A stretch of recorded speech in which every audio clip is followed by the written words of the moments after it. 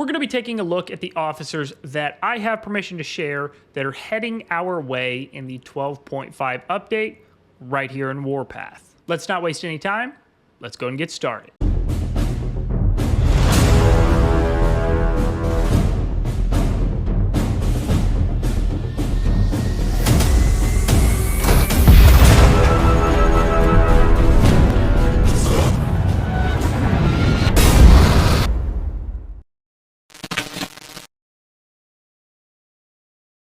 Welcome back, guys. I hope everybody is doing well. 12.5 update is upon us, and with it has brought the largest haul of brand new officers in a single update that we have had in a pretty considerable amount of time. Now, I can't disclose, or at least I don't think I can disclose, how many total new officers are heading our way in the game, but I know that I'm allowed to share at least 3 of them. So I'm going to play it safe, and those are the 3 that we're going to be taking a look at right here in this video. So let's go ahead and jump in and see what we've got. Starting with officer number 1, which is going to be Rogue Edge. He's an infantry officer geared towards the field and attacking. He's going to be a Generation 5 officer, starting with skill number 1.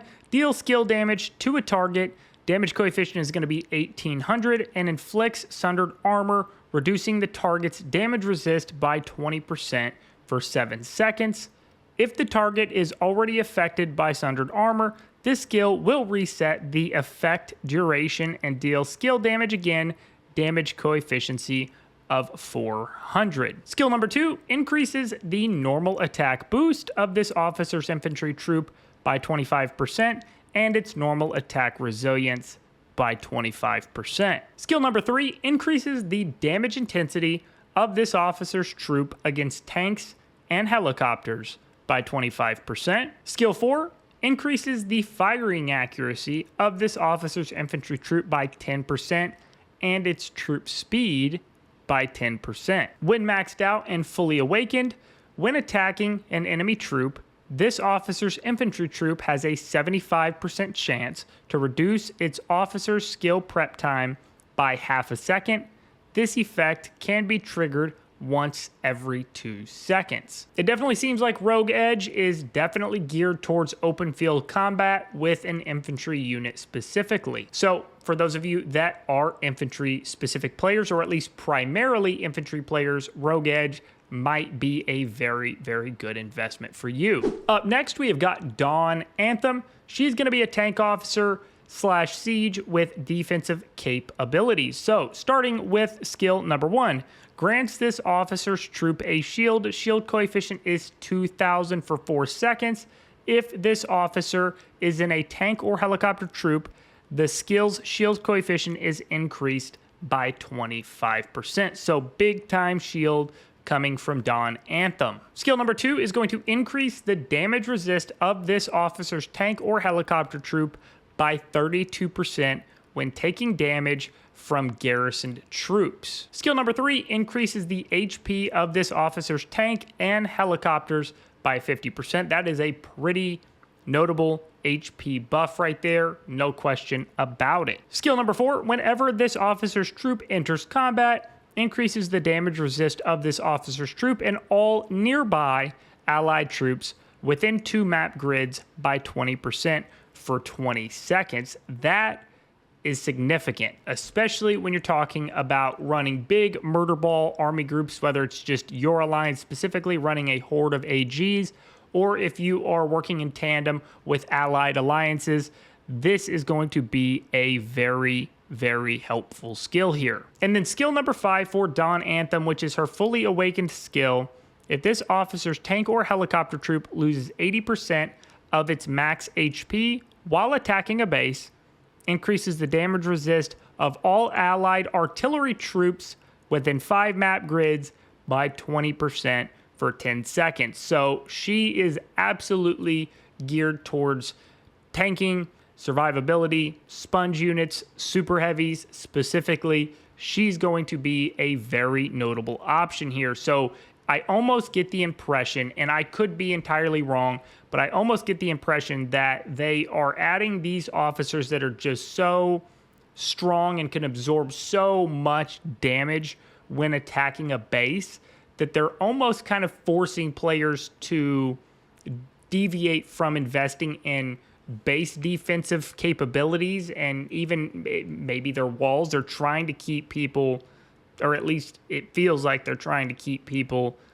on the field, in the open field, not really doing much defensive gameplay in general. Maybe I'm wrong. Maybe I'm just reading into that too much or overthinking, but it's starting to kind of feel that way with some of these officers. And truthfully, I don't necessarily hate that if that's what they are doing. I don't know. Give me your thoughts. Give me your opinions. Do you think I'm reading into this too much? Do you think I'm on the right track? I would love to hear any feedback you have. And then our last and final officer here, which in the 12.5 overview update video I made, she is going to be accessible through one of the events coming up here in Warpath, and that is going to be Lady Shadow. She's going to be a versatile field skills-based officer. Her first skill, which is going to be her tactical skill, deals skill damage to an enemy, damage coefficient 1500. If no enemies are within one map grid of this officer's troop, deals extra skill damage to that enemy, damage coefficient is going to be 300. Calls in an artillery strike, dealing AoE damage, damage coefficient is an additional 300, to up to 3 enemies within 2 map grids of the initial target. The AoE damage cannot exceed 20% of the hit enemy's max AP, or HP, I apologize. Skill number 2, increases the damage intensity of this officer's troop by 15%.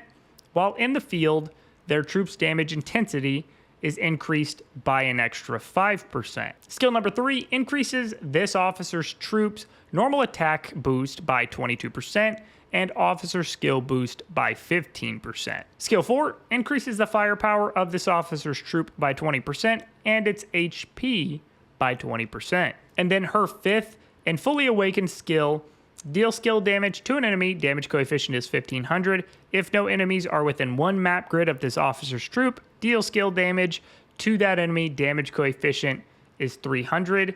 Calls in an airstrike dealing AoE damage, damage coefficient is 300.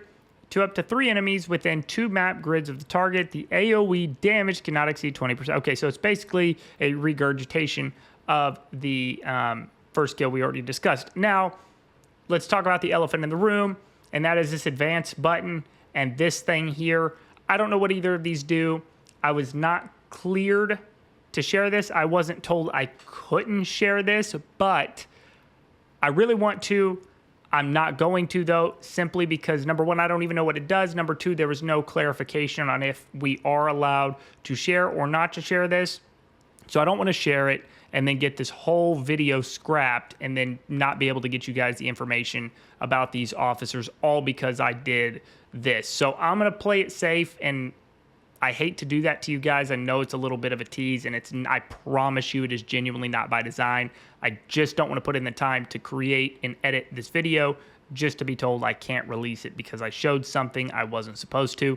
If I do get the green light to go through and show this, I absolutely will make a dedicated video to it. That said, let me know what your thoughts are. Are you looking forward to these new officers? Do you think these are going to be good officers? Are you going to invest in any of these officers, or are you just going to let it ride and not put any statues into these officers? Drop your thoughts in the comments below. If you have made it this far into the video, if you are not already in my community Discord server, the link to that is going to be in the description of the video below. Click on that link. It will take you right into the community Discord server. Whether you are a new player, a veteran player, or somewhere in between, it does not matter. Absolutely everybody is welcome. As always, thanks for taking the time to watch the video today, and we will see you on the next one.